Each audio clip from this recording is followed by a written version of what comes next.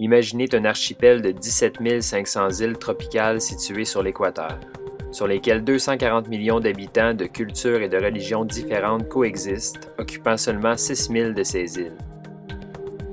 Imaginez un paysage extraordinaire de pentes vertigineuses tapissées de rizières verdoyantes avec en arrière-plan des volcans colossaux qui crachent vapeur et roches volcaniques. Imaginez des rivages de sable blanc et bien sûr une mer turquoise comme sur des cartes postales. Imaginez des espèces d'animaux défiant l'extinction tels le komodo et l'orang-outan. Vous avez sûrement deviné, nous sommes en plein cœur de la République d'Indonésie.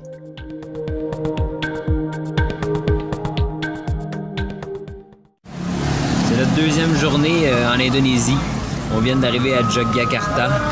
On a fait 8 heures de train pour s'en venir. Il y avait des paysages extraordinaires de rizières, de la verdure incroyable.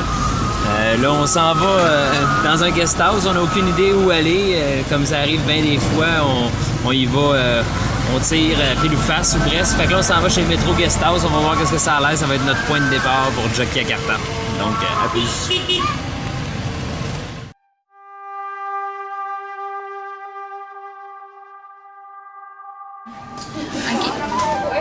Vas-y.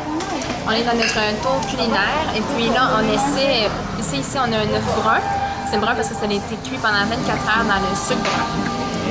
Ça ici, c'est le skin, cow skin. Hein? C'est de la peau de peau de vache. Bon appétit. Avec, peau de vache.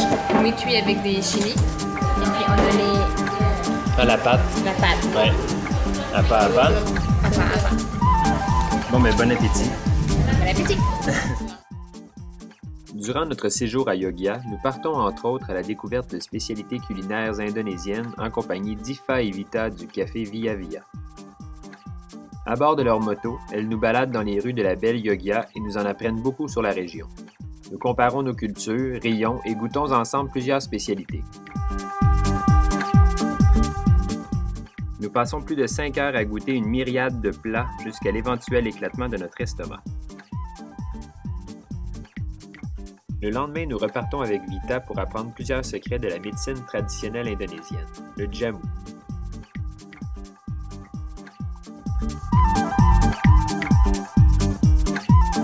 OK, Sébastien a coupé ici du maquereau.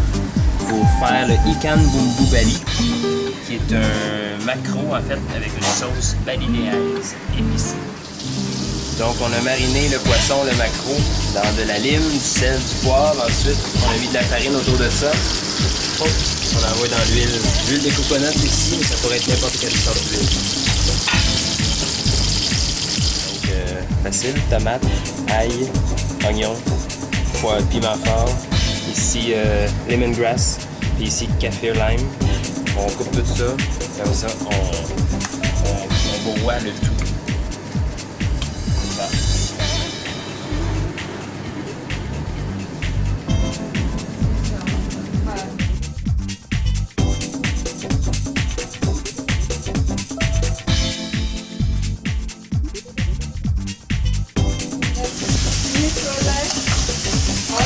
Our Indonesian meal, we put also sugar just for naturalized taste.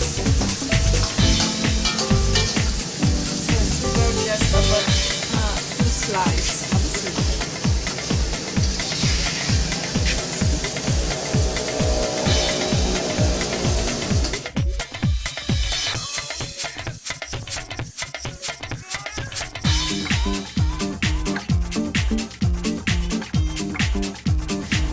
Alors, on a mélangé une quantité de coconut milk avec la même quantité d'eau. On a mis aussi 2 feuilles de laurier, des bâtonnets de citronnelle avec le riz. On a mis aussi du curcuma pour la couleur. Et puis, c'est ça, on laisse cuire le riz. Pendant ce temps-là, on va aller faire nos brochettes de saté.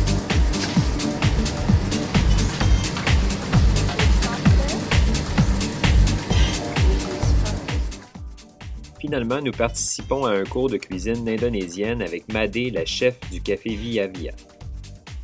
Madé nous enseigne tout d'abord à travailler le tofu, un produit largement utilisé dans la cuisine indonésienne. Les Indonésiens se tournent depuis longtemps vers le tofu et le tempeh qui sont beaucoup plus économiques que la viande. Tout au long de la soirée, nous concoctons plusieurs recettes plus savoureuses les unes que les autres.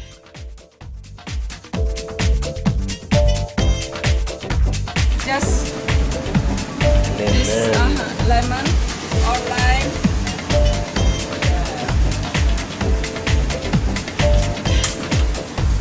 And then now just make the sugar caramelize.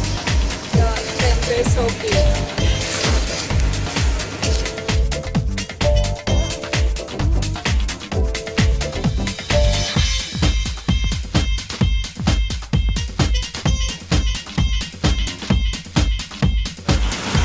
On est en train de faire un produit qu'on a aussi au Québec, le sambal au lait. Sauf que là, on le fait maison. Donc, on mélange plusieurs ingrédients, entre autres 3 sortes de chili. Un qui est moins piquant, moyen, puis celui qui est très très épicé. On a mélangé aussi avec ça des échalotes françaises, de l'ail, des feuilles de café et un petit morceau de tomate. Et voilà!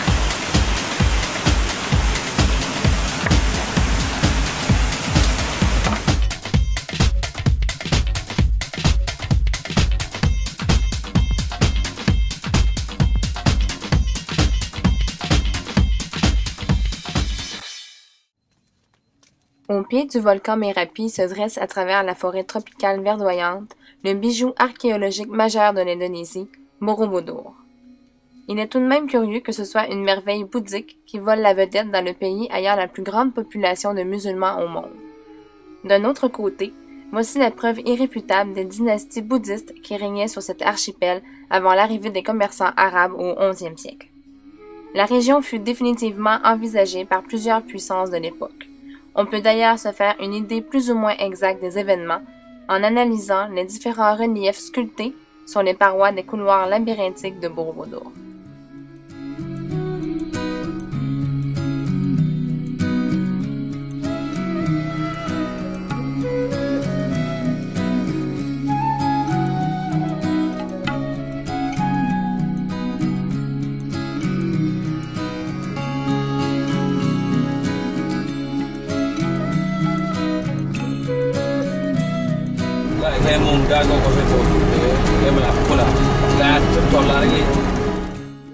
Plusieurs heures de route à l'est de Yogyakarta se dresse un géant isolé au beau milieu des rizières et caché par d'épais nuages orageux. Gunung Bromo est certainement le site le plus visité après Borobudur. Un sentier mène directement sur le cratère de Bromo, offrant une bonne dose d'adrénaline. Tout au fond du cratère, le volcan bouillonne férocement. Il laisse échapper des bouffées de gaz nauséabondes visibles à des kilomètres à la ronde.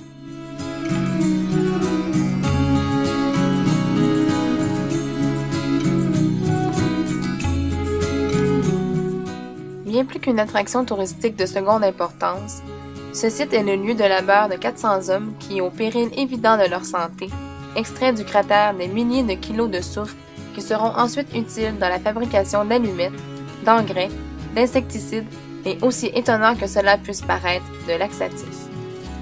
On utilise la chaleur vive du volcan pour bouillir l'eau du lac, considéré par les experts comme le plus acide au monde, et l'on fait condenser les vapeurs sulfuriques dans des tuyaux métalliques au bout duquel s'écoule finalement un liquide bouillant orange.